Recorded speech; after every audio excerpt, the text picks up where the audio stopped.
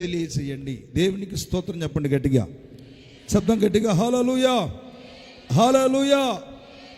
ఇక్కడ పౌలు గారు ఫిలిప్పీ సంఘానికి రాస్తూ తన హృదయంలో దేవుని బిడ్డలారా సంఘముల కొరకు పరితాపం కలిగి, పరిచర్యల కొరకు పరితాపం కలిగి, ఏ విధము చేతనైనా ప్రతి మనుషుని దేవుని ఎదుట నిలవబెట్టాలన్న ఉద్దేశంతో ప్రతి సంఘానికి తన అంతరంగంలో ఉన్న విషయాల్ని ప్రభువు ద్వారా నేర్చుకున్న మాటల్ని సంఘానికి తెలియజేస్తూ ధైర్యపరుస్తున్నటువంటి ఒక గొప్ప దైవజనుడు పౌలు గారు. ఈ పౌలు గారు సంఘానికి ఏం చెప్తున్నారంటే, ప్రభువు మీకు సమీపంగా ఉన్నాడు, ఆయన దూరంగా లేడు, ఆయన మనకు సమీపంగా ఉన్నాడు. కాబట్టి సమీపంగా ఉండే దేవుడు గనుక, ప్రార్థిస్తే సమీపంగా ఆలకించే దేవుడు గనుక, మొరపెడితే సమీపంగా వచ్చే దేవుడు గనుక, మన ప్రార్థన వినే దేవుడు గనుక ఎలా ఉండాలో తెలుసా? ఎల్లప్పుడూ ప్రభువునందు ఎలా ఉండాలి? ఆనందించాలి అని ఒక్కసారి వదిలిపెట్టలేదండి, మరలా చెబుతున్నాను, ఆనందించండి. ఎల్లప్పుడూ ప్రభువునందు ఆనందించండి. మీ సహనము సకల జనులకు తెలియబడనివ్వండి. ప్రభువు సమీపంగా ఉన్నాడు కాబట్టి, ఆయన సమీపంగా ఉండే దేవుడు కాబట్టి, ఆయన సమీపంగా ఉండి ప్రార్థన వినే దేవుడు కాబట్టి, దేనిని గురించి కూడా ఇంకా ఏం చేయకూడదు? చెప్పండి దేని గురించి కూడా చింత, వేదన, బాధ, దిగులు, కన్నీరు ఏవండి అలాంటి ఉద్దేశం ఇక పడనేలేదు. ప్రభు మనకు సమీపంగా ఉన్నాడు. స్తోత్రం చెప్పండి గట్టిగా, హల్లెలూయా, హల్లెలూయా. కాబట్టి యేసుక్రీస్తు ప్రభుల వారు కూడా ఆయన బోధిస్తున్నటువంటి ప్రసంగంలో కూడా తనను వెంబడిస్తున్న ప్రజలతో కూడా చెప్తున్నదే, మీరు ఏ విషయాలలో కూడా చింతించవద్దు. ఏది కావాలో, ఏది అవసరమో, ఏమండి, ఏది లేదనో, అన్నం కొరకు, వస్త్రాల కొరకు, లేదా వాటి కొరకు చింతించొద్దు. మీకు ఎప్పుడు ఏం కావాలో, ఎలాంటి అవసరతలు తీర్చాలో నిత్యంగా ఆకాశ పక్షుల్ని పోషిస్తున్న నేను కాదా? సమస్త జీవరాశులను పోషిస్తున్న నేను కాదా? నిత్యముగా ఏమండి ఈ లోకంలో ఉన్న వాటి కొరకు చింతించే వాళ్ళు ఎవరంటే అన్యులు, ప్రభువుని ఎరగని వారు. నిజంగా ప్రతిదానికి భయపడేది ఎవరంటే దేవుణ్ణి ఎరగని వారే భయపడతారు. దేవుడంటే తెలియని వారే చింతపడతారు. దేవుడంటే అర్థం కాని వారే లోపల ఏదో ఒక సమస్యతో కుమిలిపోతూ దిగులు పడిపోతూ ఉంటారు. కానీ సంఘానికి తెలియజేస్తున్న మాట ఏంటంటే, దేనిని గూర్చి కూడా ఏం చేయకూడదు? మనం చింతింపకూడదు, దేనిని గూర్చి దిగులు పడకూడదు, దేనిని గూర్చి కలవరపడకూడదు. ప్రైజ్ ది లార్డ్, హల్లెలూయా. దేవుని నమ్ముకున్న ప్రజలకంట ఒక ఉన్నతమైన ఉపదేశాన్ని ఇర్మియా ద్వారా ప్రవచన గ్రంథంలో ఒక మాట ఉంటుంది. దేవుని నమ్ముకుంటారంట దేవుడు ఆశ్రయంగా ఉండి ఎంత కృపిస్తాడో ఆ మాట కూడా చదువుకుంటూ ముందుకు సాగుదాం. ఇర్మియా గ్రంథం ఒకసారి అందరం కూడా, ఇర్మియా గ్రంథం పరిశుద్ధ గ్రంథంలో నుండి 17వ అధ్యాయం, ఇర్మియా గ్రంథం 17వ అధ్యాయం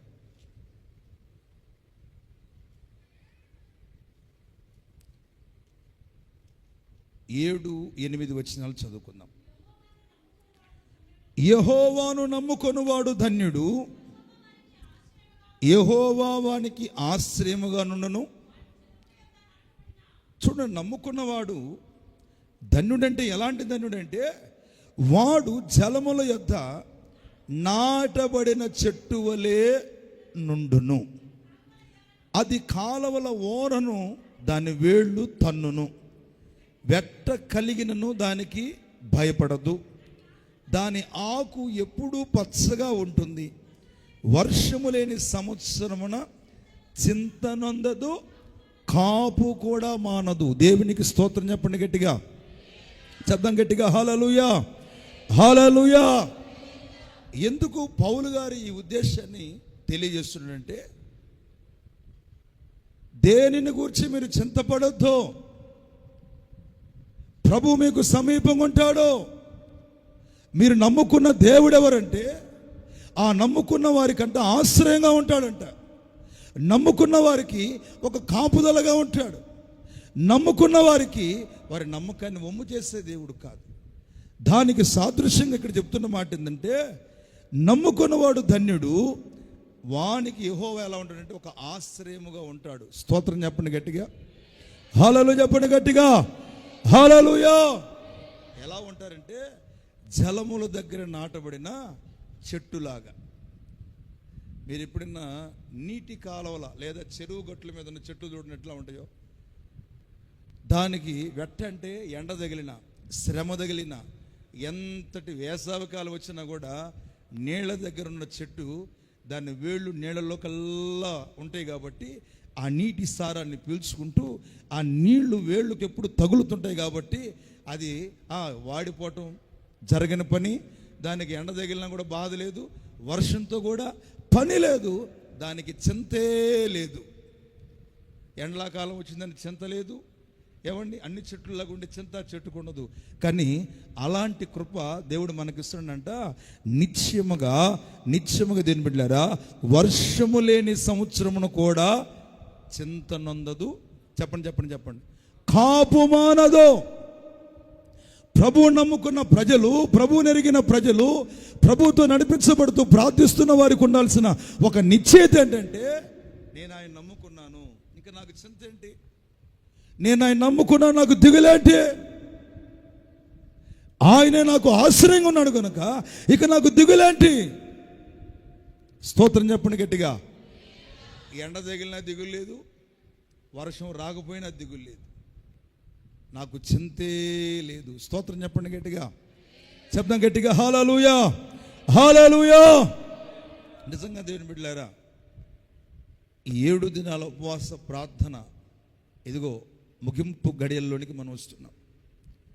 ఈ పగటి కాలం ఇంతవరకు మనం ప్రభు సన్నిధిలో విజ్ఞాపనలు, ప్రార్థనలు, ఎన్నో కన్నీటి విషయాలలో కన్నీరు కార్చి ప్రార్థన చేస్తూ అనుభవిస్తూ వచ్చాం. నిజంగా దేవుడిని నమ్మి దేవుడి మీద ఆధారపడిన వారంట ఇక దేనిని గురించి కూడా చూడండి, మీరు అడిగిన ప్రార్థనలు కానీ, మీరు చేసిన విజ్ఞాపనలు కానీ ఇక జరుగుతుందా లేదనే సందేహం కానీ ఇక ఉండడానికి లేదు. ఇక దేనిని గురించి చింతించాల్సిన అవసరం లేదు. ఎందుకంటే ఆయన మన చింతలన్నీ తొలగించే గొప్ప దేవుడు. స్తోత్రం, హల్లెలూయా. భక్తుల జీవితాల్లో మనం కొంచెం గమనిస్తే మనం ఎప్పుడు వింటుంటాం కదా, నెబుకద్నెజరు ఇందును గూర్చి ప్రత్యుత్తరం ఇవ్వాలన్న చింత, చింత మాకు లేదు. ఇది అందరికీ తెలిసిన పాయింటే, చదవాల్సిన అవసరం లేదు. కానీ ఒక మాట గుర్తుపెట్టుకోవాలి, మా దేవుడు, మేము నమ్ముకున్న దేవుడు ఎవరంటే మమ్మల్ని రక్షిస్తాడు. బాగానే ఉంది. ఒకవేళ రక్షించకపోయినా కూడా మా దేవుడే. స్తోత్రం చెప్పండి గట్టిగా, హల్లెలూయా. మనం పట్టుకోవాల్సిన పాయింట్ అది. వాళ్ళు అన్నారు లేదు, వాళ్ళు మాట్లాడిన మాటలు మనం గుర్తుపట్టాలి. మా దేవుడు మమ్మల్ని విడిపిస్తాడు, సముద్రం ఆపేలా. ఒకవేళ రక్షించకపోయినా, స్తోత్రం చెప్పండి గట్టిగా, మాకేవి లేదు. చెప్పండి, మాకేవి లేదు, చింత లేదు, దిగులు లేదు. ఆయన సమర్థుడు కాబట్టి మా ముందు అగ్ని లాంటి, గుండవ లాంటి శ్రమైనా మాకేం చింత లేదయ్యా. ఒకవేళ రక్షించకపోతాడా, అయినా చింత లేదు. స్తోత్రం చెప్పండి గట్టిగా, హల్లెలూయా. కాబట్టి రాజుల ముందైనా, అగ్నిగుండం ముందైనా కూడా వాళ్ళ నమ్మకత్వం ఎలా ఉందంటే, వాళ్ళు నమ్ముకున్న దేవుడి మీద ఎంత ఆధారపడ్డారంటే, ఒకవేళ నువ్వు కార్యము చేయకపోయినా కూడా అయ్యా నాకు చింత లేదు. ఆ మాట మన నోట వస్తే, ఆ మాట మనం ఆ నిశ్చితలో మనం ఉంటే, జరిగితే కాదు సంతోషంగా ఉంటే, జరగకపోయినా కూడా నాకు చింత లేదు. స్తోత్రం చెప్పండి గట్టిగా. 2025 సంవత్సరాల క్రితం ప్రభు ఈ లోకానికి వస్తే మరి ఎప్పుడు రాశారో పాట, చింత లేదిక